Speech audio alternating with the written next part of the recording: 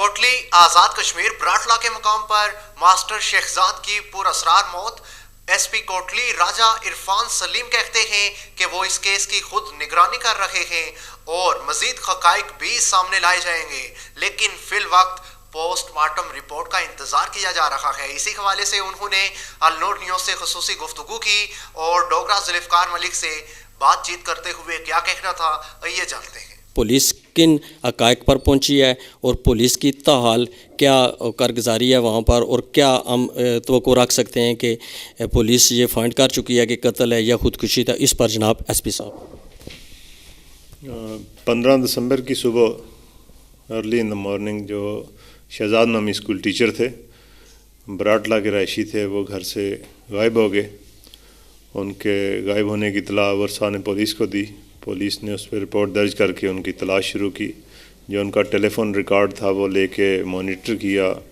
جو ورثاء نے انفارمیشن دی اس میں نہ کوئی دشمنی تھی، نہ کوئی لین دین تھا، نہ کوئی زمین کا جھگڑا، نہ ہی کوئی اور ایشو سامنے آیا۔ اس دوران پولیس وہاں پہ موقع پہ ان کے گھر، ان کے گاؤں میں جا کے انفارمیشن لیتی رہی۔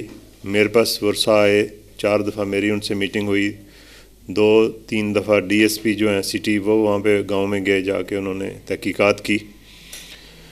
اس کی والدہ سے جو میری میٹنگ ہوئی اس میں والدہ نے ایک بات میرے ساتھ شیئر کی تھی کہ جی اسے وہم ہو جاتا تھا، کھاتے کھاتے کھانا چھوڑ دیتا تھا اور وہم کی وجہ سے وہ پھر کھانے کو ہاتھ نہیں لگاتا تھا، جس سے مجھے اندازہ ہوا کہ شاید اسے کوئی نفسیاتی مسئلہ ہے۔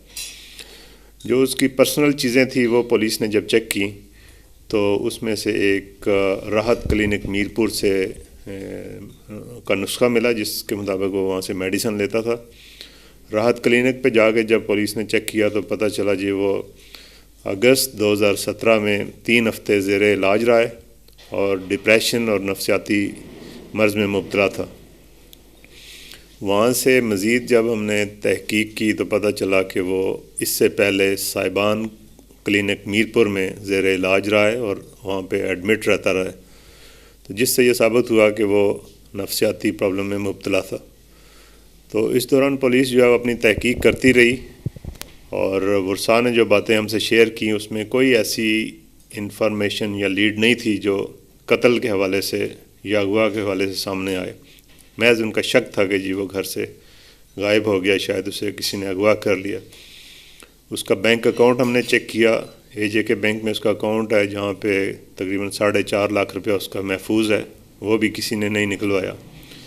25 دن بعد اس کی ڈیڈ باڈی گھر کے قریب 400-500 گز فاصلے پہ ایک نالے سے برآمد ہوئی۔ ڈی ایس پی موقع پہ گئے، جا کے اس کی تحقیقات کی۔ جو قانونی طریقہ کار ہے سیکشن 174 CRPC اس کے تحت کارروائی شروع کی، پوسٹ مارٹم اس کا کروایا گیا۔ اس وقت تک ہمیں پوسٹ مارٹم رپورٹ نہیں ملی۔ جب تک پوسٹ مارٹم رپورٹ میں ڈاکٹر مرڈر ڈکلیئر نہ کرے اس وقت تک قتل کا مقدمہ درج نہیں ہو سکتا۔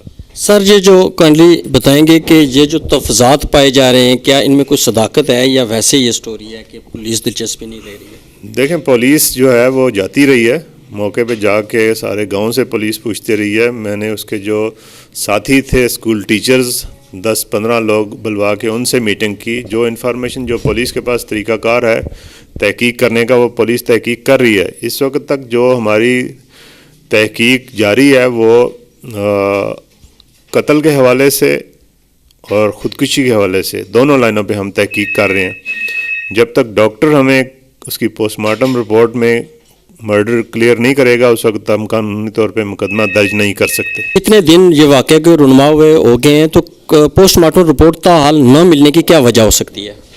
دیکھیے جب پوسٹ مارٹم ہوتا ہے تو اس میں اگر ڈاکٹر کو کوئی کلیئر کوئی واضح چیز نظر نہ آئے، اس کی سمجھ میں نہ آئے، تو وہ پھر اس کے باڈی کے سیمپلز لے کے وہ فورنزک سائنس لیبارٹری لاہور بھیجے جاتے ہیں۔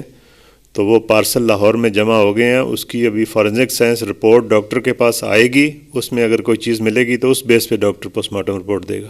Thank you G.